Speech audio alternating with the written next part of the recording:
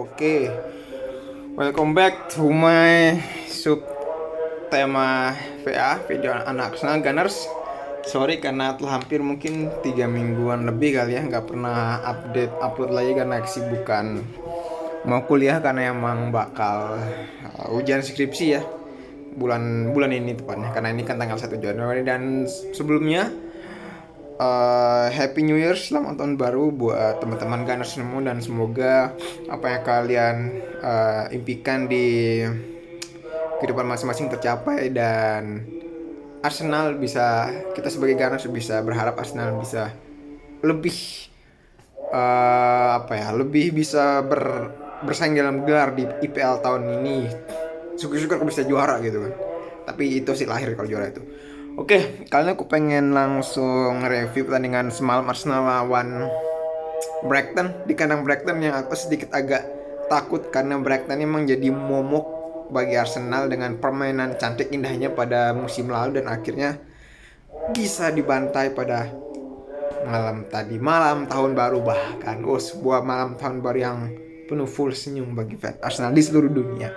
Karena dalam malam yang bersama juga City seri dan akhirnya terpaut 7 poin sekarang ya. Oke, langsung aja. Kalau kalian lihat Arsenal tuh main dengan formasi 4-2-3-1 ya, dengan tanpa Gapsus, dengan formasi andalannya Arteta. Sedangkan Brighton yang aku agak nggak main dengan formasi 3-4-1-2 nya, atau 3-4-3 seperti hal yang biasa gitu ya. 3-4-3 nya atau 3-4-1-1-2 nya yang seperti biasa, tapi malah bermain 4-2-3-1 gitu, yang agak sedih. Dan juga tidak memainkan Casado ya, agak aneh sih tidak memainkan Casado gitu. Mungkin dia mau ditransfer apa gimana, kurang tahu juga, atau mungkin belum balik atau cedera apa gimana, kurang tahu gitu. Dan akhirnya ya Arsenal bisa benar-benar langsung menggeprek dengan 1-0 di menit kedua. Di menit kedua lewat bola rebound yang diciptakan dari serangan di sisi kiri. Akhirnya shooting rebound jatuh di kakaknya Sagan, langsung gol 1-0. Kemudian gol kedua dari kemelut di kotak kemelut di kotak penalti dari corner, kemelut akhirnya bola rebound ke Odegaard, langsung di gol 2-0. Akhirnya terus di awal babak kedua itu babak kedua lewat counter attack yang apik ya, akhirnya Arsenal bisa memanfaatkan counter melawan tim-tim yang menyerang kayak Brighton ini, dan jepret 1-0. Nketiah menghasilkan gol tap in. Akhirnya dia dapat berkontribusi walaupun cuma gol doang gitu. Dan ya sempet dengan Arsenal lengah di beberapa menit awal itu 50-an kalau salah itu. Akhirnya Mitoma, salah satu pemain sayap kiri yang sukai selain Harvey Barnes di Leicester ya, di PL tuh, akhirnya dapat gol 3-1. Akhirnya lagi dibalas Arsenal lewat counter attack lagi, Martinelli yang kencengnya luar biasa, akhirnya gol 4-1.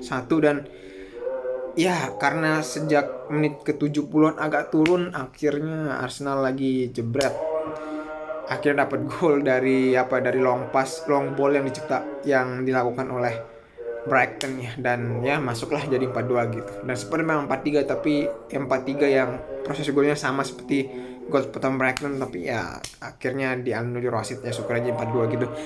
Tapi di sini kalian bisa lihat bahwa Arsenal itu udah lebih makin matang, walaupun tepat Jazz makin lebih matang. Dan aku sempat pikir, wah mungkin kalau lawan-lawan tim papan tengah selain Brighton sama Newcastle masih oke, tapi ketika lawannya udah Brighton sama Newcastle, wah ini agak pusing-pusing nih. Syukur-syukur bisa menang 1-0 atau 1 aja, tapi akhirnya bisa dibantai dengan 4-2 dan tetap Cup Jazz.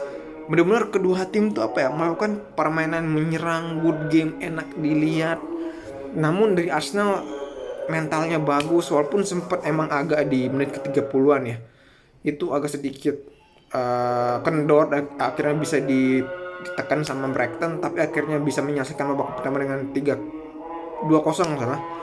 Namun yang aku agak sedikit kritik itu bagaimana Arteta di menit ke-70-an tuh agak lebih memilih bertahan. Mungkin taktik apa gimana kok Arsenal agak memilih bertahan gitu, jadinya bisa dimanfaatkan dengan dengan baik oleh Brighton, karena kuncinya melawan tim-tim yang position ball bagus kayak Brighton sama Man City itu bukan dengan agak memilih pertahan sebenarnya, tapi lebih dengan agak parkir bus, tapi lebih memilih di press lagi, di pressing. Bagaimana lihat Arsenal kesusahan ketika di pressing sama Leeds, full press yang agresif dari Leeds ketika seri 1-1 itu caranya menghentikan tim-tim seperti ini gitu. Beda sama tim-tim yang agak parkir bus. Nah itu kita cukup main kombinasi-kombinasi udah pas seperti yang bisa Arsenal lakukan. Tapi ini lawan Brighton itu agak beda gitu. Dan akhirnya ya seperti apa yang kalian lihat lah, akhirnya menit ke 70-an itu sempat aja 4-3 bahkan sampai 4-4, hampir turun moralnya Arsenal. Hanya saja apa namanya keputusan wasit VAR menganulir golnya Mitoma yang kedua itu akhirnya nggak gol gitu, dan akhirnya 4-2.